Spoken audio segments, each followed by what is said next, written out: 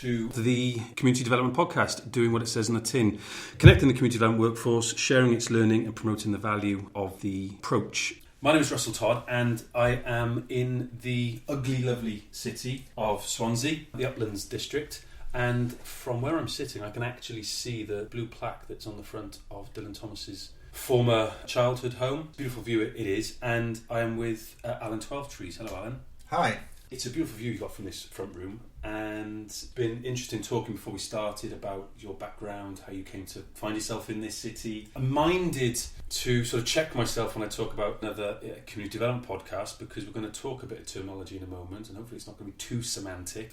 But a wealth of experience in the field. You and I crossed paths about 4 years ago, both as trustees of the organisation Community Development Cymru. We've got a long history in the field. What do people need to know about you? Right, well, I started out as a social worker, but I always wanted to do something which is a bit different. And I read a book about community development in the developing world, that would have been in the mid-60s, and wanted to become a community development worker in somewhere like Kenya.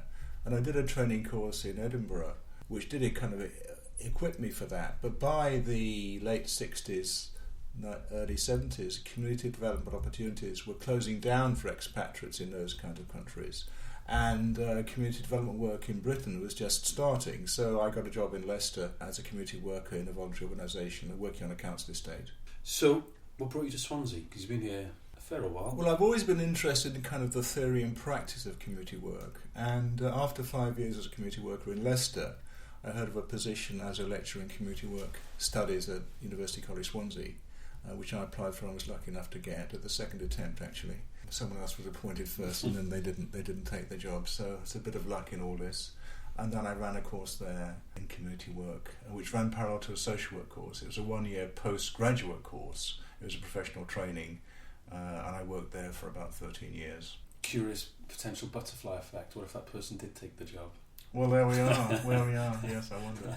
So you referred to the book, and I sort of referred to the possible, and I'm sure it won't be, the semantics around sort of terminologies. Community development is the term I will use, the term I've had in job titles over the past. But your book talks about community work. Mm-hmm. But even so, the title, because I think we're about to have is it the 5th edition? Yes. But the title has evolved to now Community Development, Social Action, Social Planning. That's right. And so that reflects it to your mind, there being sort of like almost like a threefold classification of community work, one of which then is community development. That's how I currently see it. The problem is there's no agreement, and different people conceptualise it in different ways. The chap who came up, a man called Jack Rothman, with the title on which I'm really basing my book, not the book, but the title, was Locality Development, Social Action and Social Planning. But he now recognises, I liaise with him from time to time, he recognises that community development is not just about geographical communities, but actually communities of interest. But basically, community development work is the work on the ground, working as an enabler with independent, autonomous community groups, helping them do their own thing, whether it's running a playgroup or marching on the town hall. The social action bit is campaigning on the whole, whether it's nicely or rather roughly, usually against government, but in some places against the private sector, to get them to do something which they don't want to do, or to stop them doing something that they're planning to do. The social planning dimension is where the paid worker, normally a paid worker, works in cooperation normally with other agencies, often aspects of government or local government, in a collaborative way through working parties and joint planning groups to improve something by working with others. Now, those three categories are oversimple. They all need to be broken down in different ways. But as a beginning way of understanding what this very complicated thing is about, I think that's the best. And to be fair, the book does helpfully, obviously, but also effectively kind of begin to, well, no more than begin, breaks that down. Because I think certainly my experience doing this sort of 15, 16 years is that you can be so immersed in it, you can be so caught up in the moment, you can be, you can develop such wonderful kind of relationships with people in a voluntary sort of community sense, the people, the activists, the people who live there, who are resident. Because I would be one of the classic examples of a community development worker who is from outside those communities where I've worked in the valleys, in Wrexham, places like that, places where I'm not from, that you can sometimes not have the opportunity, not have the time, not have the inclination. Sometimes you just want to kind of, park it all and, watch TV or whatever. and kind of go, okay, well, what is it that I'm actually doing? Or what else might I be doing? And I think the book is really good for anybody who's working in this field, whatever your job title is, whatever program is funding you, or whoever your sort of employer organisation are. I think it's a really good way of just encouraging you to take that step back, even if it's just the first couple of chapters of the book, to take a step back and kind of go, okay, oh, I see, this is what I think I'm doing. Not that it's ever necessarily a static thing for everybody. I mean, people are involved in different projects that are trying to achieve different things. So, for example, you talk about people, recognising the distinction between, concern about process and a concern about product, something that you want to achieve. So it could be campaigning against a road, I think, is one of the, a new motorway or a bypass or something is one of the ones that you use as an example. We all do a lot of that, but we don't necessarily take that time to step back and reflect on that. Well, you raised lots of points there. I mean, one thing to throw in is when I was a community worker on a council estate in Leicester, I lived with my then wife on the job. In a council house, we lived upstairs. It was a nightmare in lots of ways, but also it was very advantageous in lots of other ways because I was kind of the community in a way. But it was exhausting. And the only time I got to do any real thinking about what I was supposed to be doing is when we went away for the weekend. I actually couldn't do it on the job, and you need that space to think about what you're doing. And I'm struck of a phrase which an American guru, whose name I forget, came up with. And she said, without a really strong analysis, workers drown. So I think that says a great deal. Unless you have thought through what you're trying to do, whether you're using my model or anybody else's model, unless you thought through what you're trying to do, you probably won't be very effective, and you probably also won't be very satisfied because you'll be in a muddle all the time. No, I agree. So in terms of social planning, is there something you say in the book about how that has encouraged a growth in sort of specialist community work? So you talk about working on an estate, and that's kind of my background, but then that more specialist stuff, and I think that's kind of where Communities First as a programme has gone sort of more recently in terms of working specifically with certain groups, but that's defined by age or ethnicity or certain sort of circumstances. Yes and no. I conceptualise it this way. I was what I call a generic community worker in the sense that I worked on a council estate. Okay, I was working in a geographical area, but within that area I could work on campaigns, I could work in relation to older people, I could work in relation to street issues. So I could take up whatever I wanted within the normalist constraints of working for an agency. So I was a generic worker.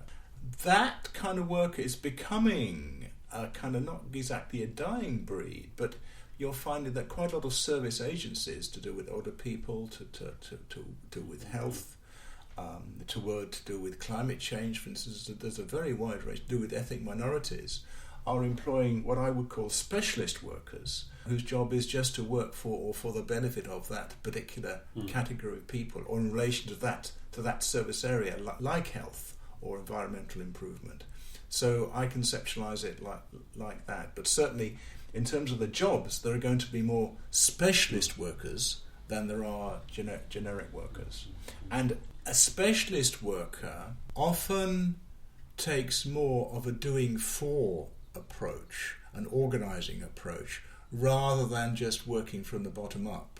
Because if you're working in relation to older people, for instance, you're probably not going to be working in a small geographical area. You're going to be working all across Swansea. And then, so you won't be able to get people to meetings easily. They won't necessarily all be living in the same area. So you may have to do more of a setting up projects and doing for approach rather than a bottom-up enabling, which you can really only do well in a small geographical area. And so you talk about that facilitative role that's very key to that sort of more generic, as opposed to them primarily delivering a service that people require, whatever that service might be, support them to get back into work, or to exercise more, or whatever it might be. And so is there, if the more generic role is becoming perhaps less prevalent, is therefore the facilitative role becoming correspondingly less prevalent, perhaps? It's a good question. I think I would say is that if we take, say, older people, the person who would be employed to do that work might have been experienced previously in work with older people in various ways. They wouldn't necessarily be employed because they had the generic community development work, bottom-up skills. But if you're employed as a community worker with older people or with any particular client group, the hardest skills to learn are those bottom-up community development enabling skills. And I would argue that with most service areas today, health or whatever, you don't just provide services for people, you are encouraged increasingly, for a whole range of reasons, to involve that community of interest in articulating their own needs, taking action themselves to improve their lot, rather than just doing things for them. The world has changed a huge amount in that respect over the last 20 years. The sad thing is that those facilitating and enabling skills in a collective sense, that is facilitating groups, are not taught much anywhere, nor are they often understood as being vitally important. Yeah. And sometimes I think one of the frustrations is where you find maybe certain individuals within a large organisation, whether it's the health service or within local government or some way, who, let's say, for shorthand, get it.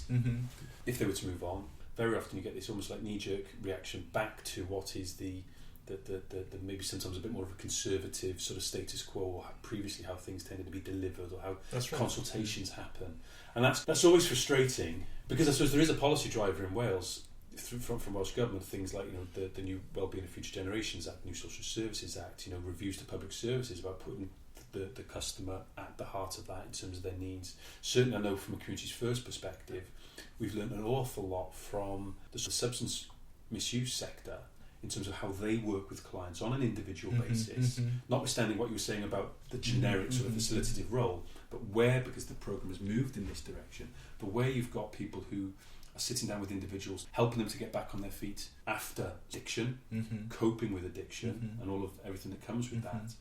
So thinking about outcome models, outcome stars, different methodologies for kind of chronicling or measuring progress. We've learned a massive amount, and we've imported that, I think, into the programme, which is not per se to say that we've imported it into community work, but certainly into the configuration and the delivery and the design of Communities First as a programme. And that's been, I think, positive by and large. And you've got those drivers, and what it is doing is putting people at the heart of that intervention, that project, whatever you want to call it. But all too often, if there's any trauma to the funding, to the programme, it can kind of just reset itself to let's deliver stuff to people. There's lots of points you make there, but when I say quickly is that if you've only got about 6 months of funding left, you're going to work in a directive way, doing full way, because the enabling work is slow.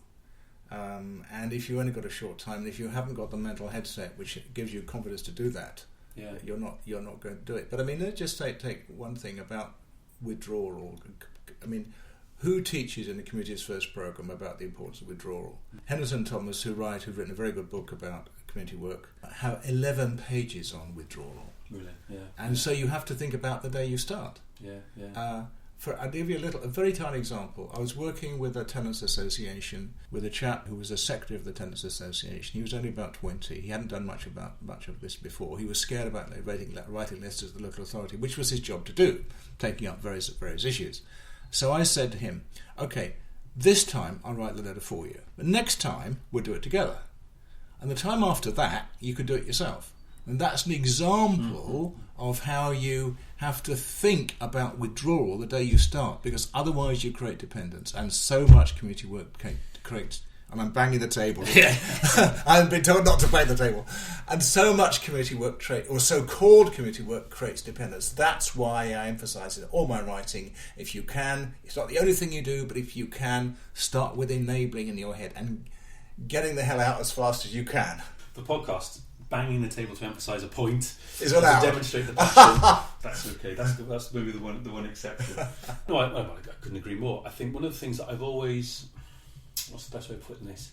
I've always been slightly cautious of when I've heard people say it, and I've heard people say it an awful lot, is, well, of course, ideally you do yourself out of a job. That's not true, actually. I've heard people say it a lot, and I've thought, well, okay, if that is what you're working to achieve, and I want to explore what you've just said there, but if that's what you're looking to achieve, well, how's it going to happen?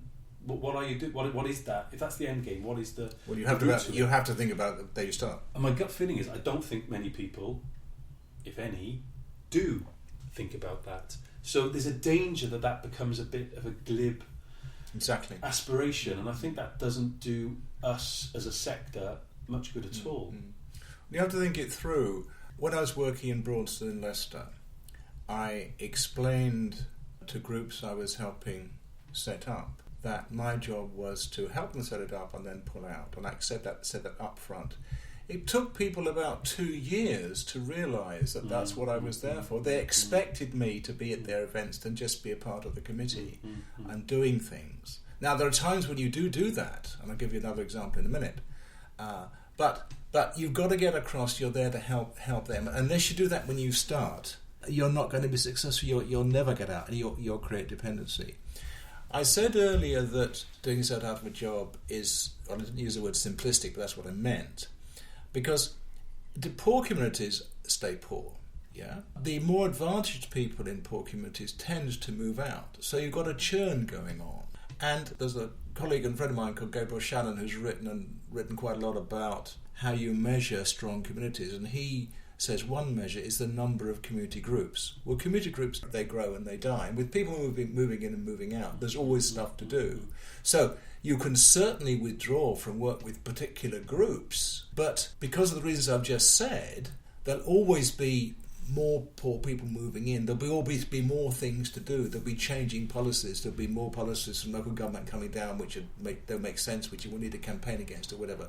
So in poor communities, you need a permanent community development work presence, which will help set up some groups, then you will draw from those groups. Some of those groups will collapse. You may be involved in a social planning way, working directly with other agencies.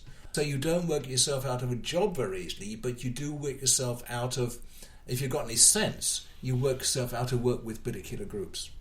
One of the things you talk about, and this does fascinate me actually, because certainly I think it's fair to say that within Communities First, or the increasing reliance on, let's put it another way, Welsh Government funding for this sort of work, these sort of activities, is a danger that things become a little bit consensual. It's doing the bidding of government, less questioning, and certainly what you would call, as a paradigm, less oppositional. And I'm kind of interested in that as a particular paradigm, and kind of comparing where Communities First has been as a programme, and whatever may come next, maybe they'll become a little bit more of that oppositional type work. Because certainly in the 70s, when you were finding your feet in this field, you had urban unrest, social unrest, massive traumas to the economy, oil crisis, all those sorts of things. Post-Second World War, political consensus is beginning to fracture. And you've got this rabble-rousing, this kind of radical edge. People embracing feminism. You talk about feminist sort of approach to this work, as well as a socialist one. But it's opposing changes. Are we all now a little bit nicer and cosier and a bit less questioning? It bothers me. Are we losing the harder kind of core to this? Well, there's a kind of mental tradition in community development work which emphasises the campaigning, and some people tend to be on the left in terms of their personal political community development philosophy, think of community development within this kind of campaigning paradigm. It's very difficult to do that if you're paid by the state. I'm involved otherwise with Citizens UK, which doesn't take money from the state, and that is involved primarily in campaigning. And if you want to get involved with mostly campaigning, you can't really take money from the state. You have to raise it elsewhere. But that raises the question of who's actually going to pay you to do it. The other thing I would say is that, which is trustees of small organisations, is a real sort of challenge. That's something that you and I have talked about. Yes, indeed. In a trustee capacity. But all I have to say is you actually have to be very clever about it. If in fact you've got a job description which says you've got to serve a particular community and you're paid by government, what you shouldn't do is lead a demonstration against the town hall on day one. What you need to do is work your job description, so to spend 80% of your time for the first, 18 months doing things they want you to do. And then if you find there's an area which needs some campaigning work, a demonstration at the town hall or outside a polluting factory or against a proposed road scheme, I've been involved with one of those, then you spend a small amount of your time doing that and you'll test out the boundaries. If your job is as an enabler, your defence, if that's the right word, if you're attacked for it, is to say, well, this is what the committee want to do. The community want to oppose this road or campaign to get some new facility in the area. My job as working with the community, not to lead them, but to advise them, taking a back seat, is valid. Now, if you're clever, you can sell that to your employers. But if you go to litigate, you're not going to survive anyway. But particularly with a campaign, if you're paid by the state, you have to think about how you do that and not to get fired. Common sense. I remember in a previous role I had, we put on like a seminar workshop for people involved with community service partnerships about the planning system. They all wanted to know a bit more about the planning system. It seemed to something happened. Relied on counsellors maybe to explain and to make representation about in terms of applications and things. And we put a seminar on for them, and people found it genuinely fascinating. Primarily for the reason that they kind of thought, you know what, I've had to walk a mile in their shoes. And one of the exercises we said is, okay, there needs to be a new road put in to help these communities to reduce congestion here. We need to find somewhere for a water treatment work or an incinerator or something, whatever it was, some big, that's probably noisy, stinky factory. Is the borough. It was the borough. It wasn't Imaginesville or Come Anywhere or something I think we've used in Wales in the past. Come Anywhere. Aber somewhere. It was the actual county borough, and people found that a really difficult task, having to weigh up, because we put it there, we're going to annoy those. And so suddenly people just kind of walked a mile in someone else's shoes, but equally the people in the planning system, the planning sort of department, were able to say, okay, well, these are some of the reasons, this is the rationale behind decisions that have been made previously. And it made for much less aggro then further down the line when it came to what were then sometimes difficult decisions. Or people not understanding what you had and what we'd kind of perhaps schooled and supported the development of were local advocates for the system, which is not to say they then suddenly supported everything that the local authority ever did, but were able to kind of go, well, we have an understanding of what considerations need to be made, and sometimes decisions are difficult, and that's reality. Yes. Many of them are, and I think that's kind of like a similar sort of thing. I've got a little story there actually. We set up something called Braunstone Action Committee, which actually turned into a kind of partnership really between local government people, largely some professional workers on the estate, and also local people. And at one point, Eddie, that's his real name as it happens, who was leader of the Age Concern Group, raised something with the Assistant Director of Social Services for Leicester.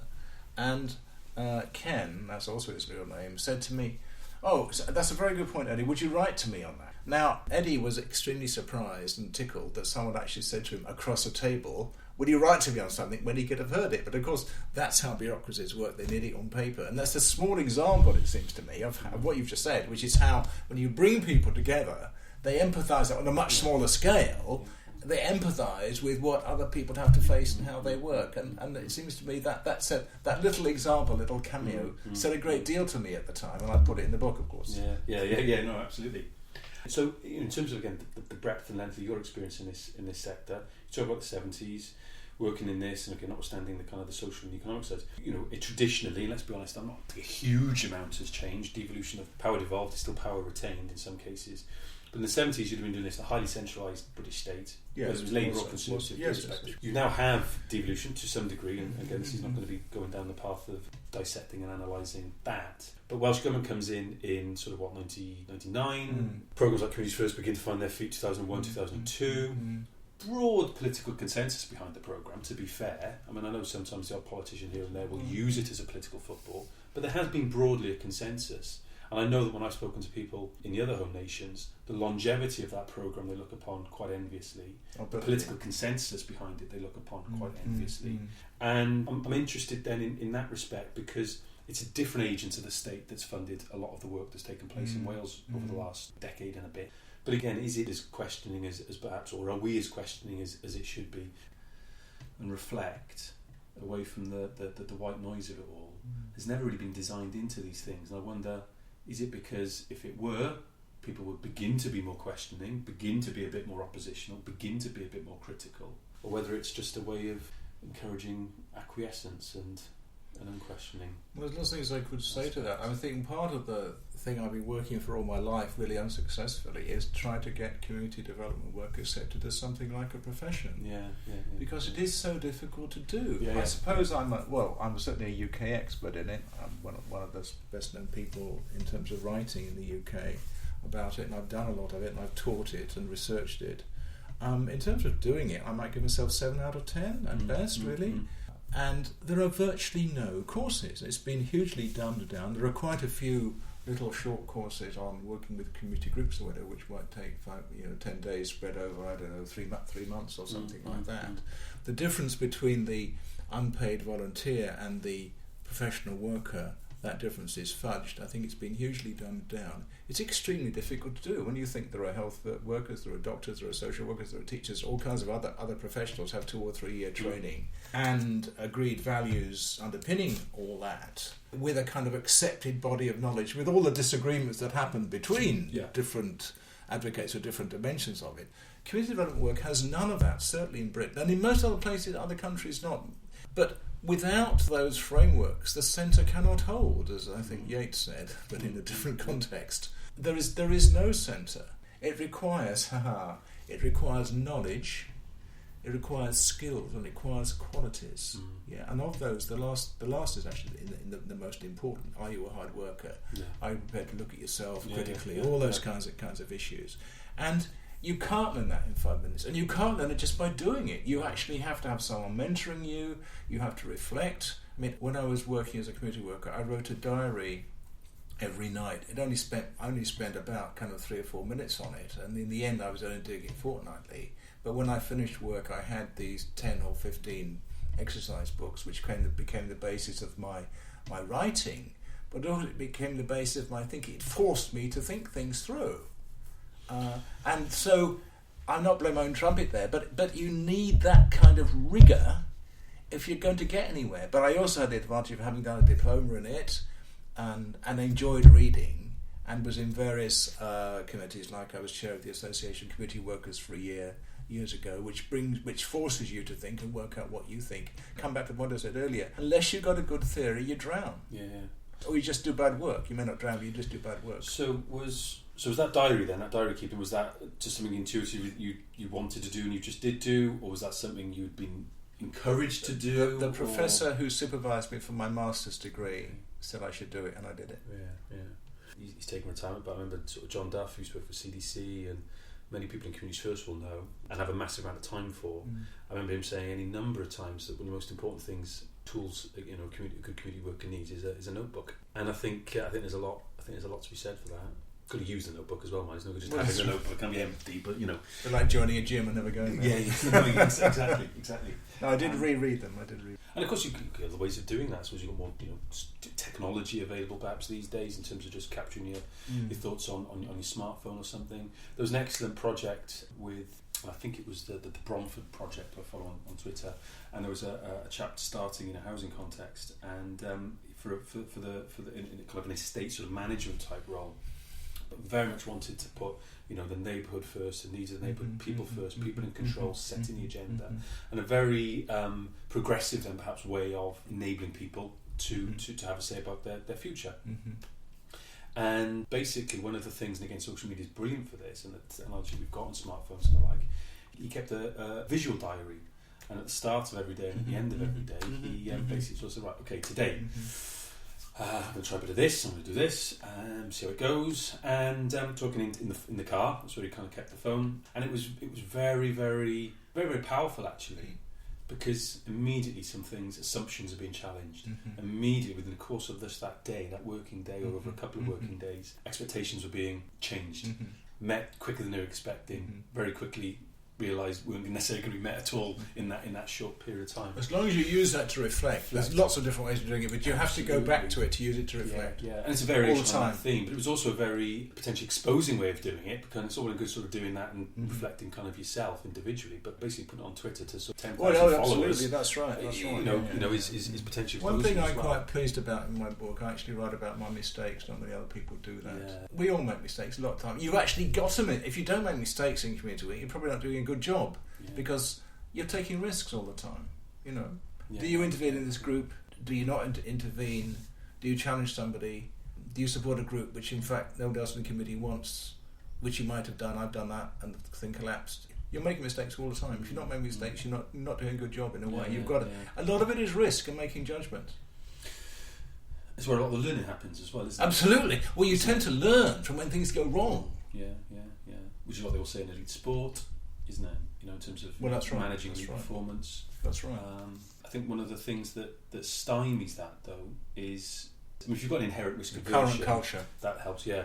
But is that kind of that almost that blame culture type thing, or that the target missed is a failure, and that kind of, I really bristle at that kind of some of that language in terms of, we failed to hit a target. Well, but you might have not missed the point, to coin a phrase. So I think that sort of embracing failure in inverted commas, or recognising when something. Well, I wouldn't quite sure embracing it. I mean, learning from it.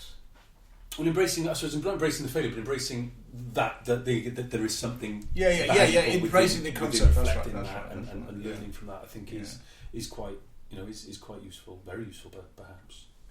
I mean, that one mistake I made, which sticks in my mind, with a group I was helping set up.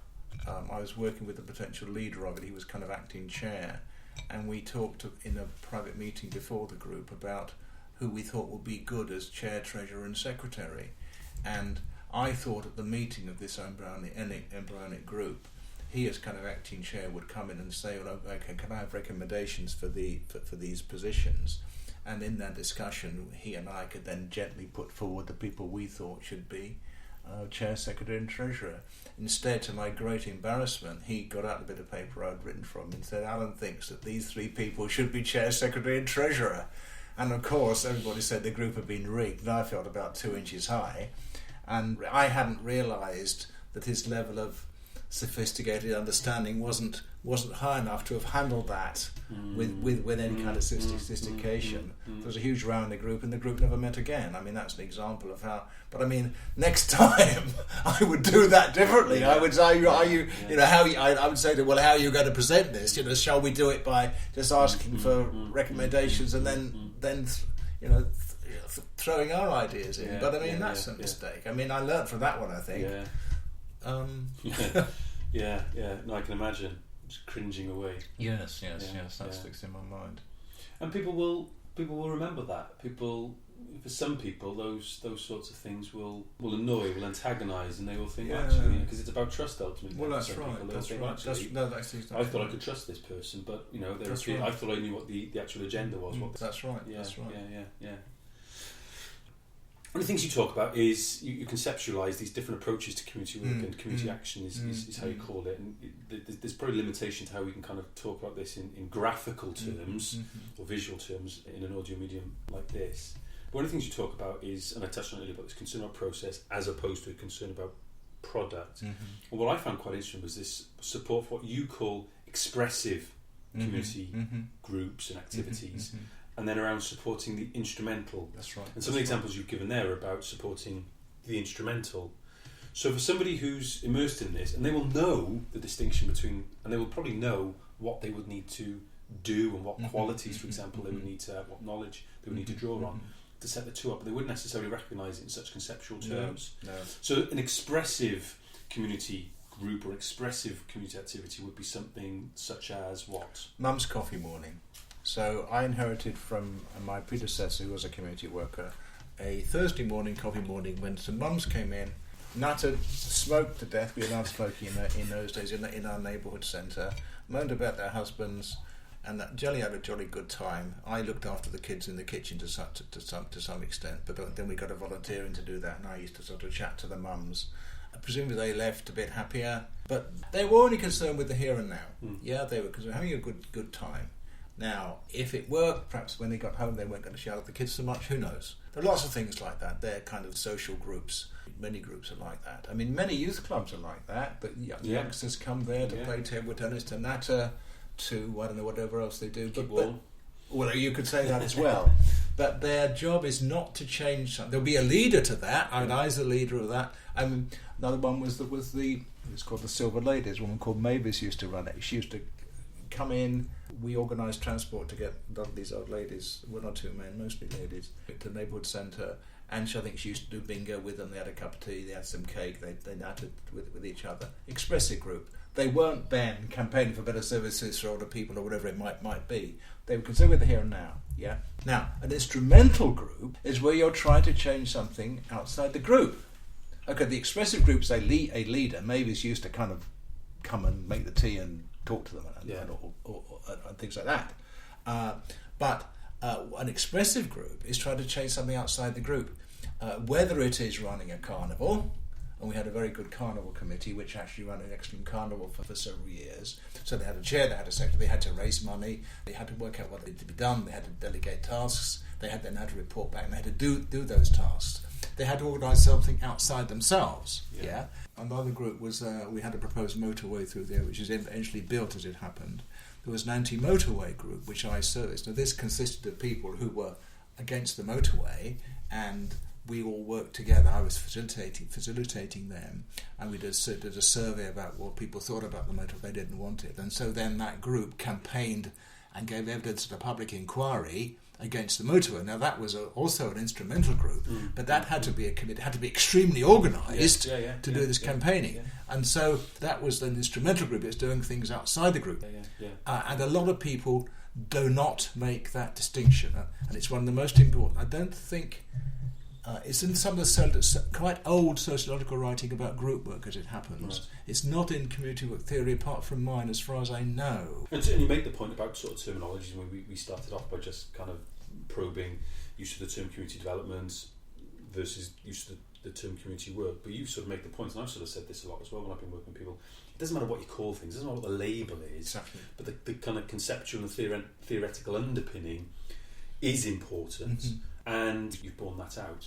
With a couple of those examples. A friend of mine from Los Angeles, Cheryl, a very experienced community worker.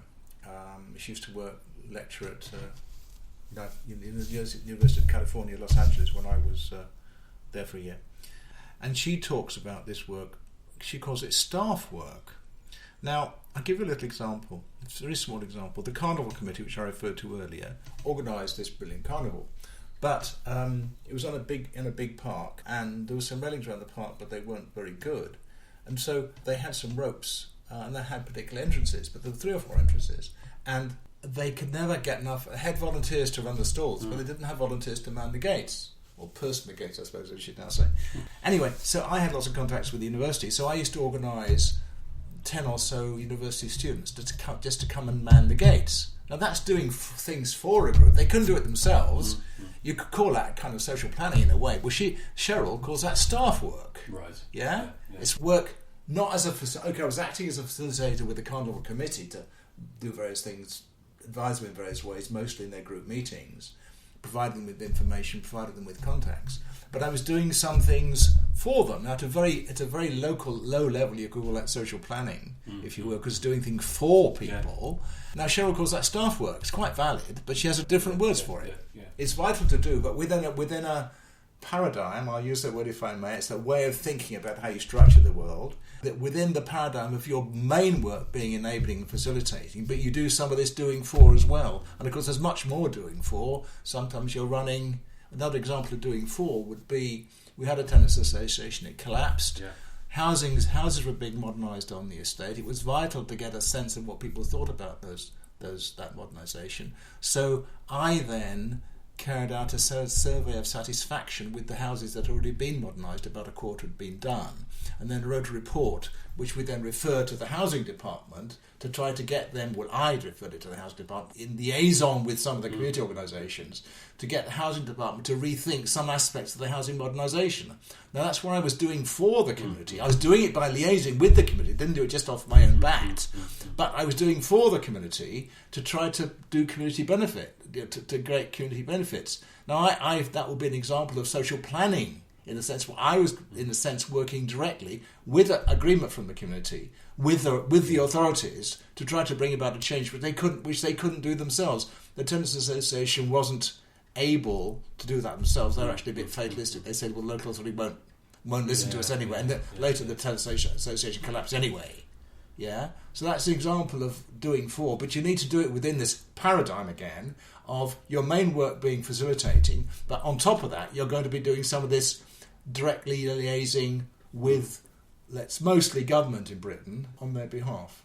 Well, I can think of something in my own experience in the last couple of months, actually, where there was a concern that what we were being asked to do was a little bit too close to a particular agent, and had to take a step back and thought, actually, are we compromising our values if we get involved in this piece of work? You have to think about that all the time. You have to, absolutely. And I think the view in the end was, well, we can either do nothing and for certain not influence change or influence a particular agenda, or we can get involved with some reservations, healthy reservations that we never lose sight of, but actually have a better chance of people shaping and influencing something. You've got to make moral choices all the time, and they're partly professional and partly personal. I'll give you another example. The estate I worked on was quite deprived. Nearby was a triangular piece of ground about the size of a football field, a bit smaller, and some people in the community had always wanted there to be a football pitch there, but it was a bit small really. Anyway, there was a proposal, I think from the local authority, it might have been private, I can't remember, to build some houses there, and within that there was going to be a homeless accommodation. I think it was mostly for homeless accommodation. And the local community didn't want it at all, and they said, well, the homeless accommodation is always going to be near our housing estate, we just don't want it. And they said we want a football pitch there. Now my moral position was that I think the community is on shaky ground, and with reluctance I did support them, and the idea was defeated. But that was a moral choice for me, and I feel bad about this to this day, because I don't think the community was in the right. And what do you do if you've got a group which comes up which... Well, to take a simple example, we had elections coming up, and the very right-wing organisation that was called the National Front in those days wanted to come and make a presentation to our action committee about their position. And we'd had the Labour and Conservatives and Liberal come and talk, and these National Front people wanted to come and talk as well. So I actually let them, but a lot of people in the group didn't like it. I should have put it to the group first, but I didn't really think. So there are moral choices, and you have to think those through. And if you take a knee-jerk reaction, maybe the decision I took wasn't necessarily the wrong decision, but I just said, yes, come along. I should have thought about it. But you've got to be on your toes all the flipping time. I remember going to a meeting, and the chair of that meeting is a retired miner, massive amount of time for, in his 70s at the time, and this was around the, what would it be, the 20th anniversary of the miners' strike, and 2005. And I can remember him saying to me before the meeting started, sort of taking notes, I've got a bit of a problem tonight. Okay, what is it? Thinking his papers haven't gone out, or hasn't run off enough agendas, or something like that. See that guy over there? So I was looking. She don't look. So I was looking. As one does. Take a look at him, but don't look. And I didn't recognise the gentleman, and it turns out he was bringing along a grant application, and at the time one of the things that we asked people to do was when they were making a bid to this particular fund, that they brought it to the meetings, to the partnership, in order for people to makes sense. Know about it, not with any authority over whether it was succeeded or not, but that they knew about it. And so this gentleman was doing what we had asked as a partnership, the community group to do. The chair sort of said to me, the problem we've got is that he's a scab. And the use of that term in the present tense over 20 years, just over 20 years since, is incredibly telling. Yes, and I could tell that the chair was genuinely not sure what to do. He knew, however, that he couldn't exclude him. And let's be honest, we didn't have queues of people around the corner wanting to come and join these meetings. So any new blood, any new attendance, any new faces... was intuitively a good thing. We could demonstrate that we were professional about decisions, that we were non-judgmental and everything else. But of course, this was really challenging the chair and challenging his principles. I can only just about remember the miners' strike, but what I did know from working in the Valleys communities, and I knew it anyway, I suppose, but what really kind of made me acutely aware was how traumatic an experience and divisive that episode was. Absolutely. And I said, well, we should ask the vice chair to chair it. I don't think he necessarily would have found it any less perhaps difficult, but he hadn't been a miner, so perhaps, Well, yeah. And I can remember, and genuinely, with the moral judgment, well, what do we do? How do I respond to this? Because to be fair, he is doing what we have trained him up as a chair to do, is to prepare for the meeting. Are people comfortable? Are we, covering the right business? Doing all of these things, but actually noticing who's come along. I have a massive amount of respect that he went ahead with that meeting, and I know that he would have found that very, very difficult. I'm pretty sure the gentleman himself would have found that difficult, because if that was an issue in that meeting, that was probably an issue most days, most evenings, of every month and year since the strike. Absolutely. And I don't know much more about the relationships and individuals other than that particular episode, but I think it really brings it home that sometimes in some of these communities trauma has happened, and the scars of that can run deep. Northern Ireland. Absolutely. Aberfan, and we've got them fairly close to home in South Wales as well, But certainly an episode that I will remember for many years. I think they got the grant and they went and did what they did, and again, these gentlemen probably had no other contact, and that's perhaps for the best. Well, maybe it would have been great if maybe in some sort of mediating process or with some sort of mediating process these people can kind of resolve differences, but that's far easier said than done given that particular. It's a very skilled thing, mediation. I mean, it has a lot of links with community work actually. We've got the same skills, but I mean, I've got about a page about mediating in the book about people who do it, and you've got to be highly skilled. That is something I would perhaps quite like to sort of touch on, that role of mediation within a community setting, because I have had to draw on it in the past. I have had to facilitate that process, and what I learned was how actually there's work-based mediation in an environment where colleagues aren't getting on, and then there will be sort of neighbourhood management type, so feuding families on a housing estate, for instance, and a housing flat has to bring in. But I think kind of community work, particularly where you are a paid worker as an outsider coming into those communities, actually straddles both of those. Yes, I think it also applies very much in partnerships, it seems to me. I mean, we haven't talked much about partnerships, but in a way, the Braunstone Action Committee was a partnership back in the 70s, but we didn't think of it in those terms now. But again, you've got partnerships for everything. I mean, most local authority planners are involved in about 3 or 4, and I service partnerships working in the local authority. Yeah. But when you think of partnership, let's say public community partnerships, where you've got local authority people, planners, service providers, which were at the heart of the design of Communities First. Initially, that's right. That's right. That's right.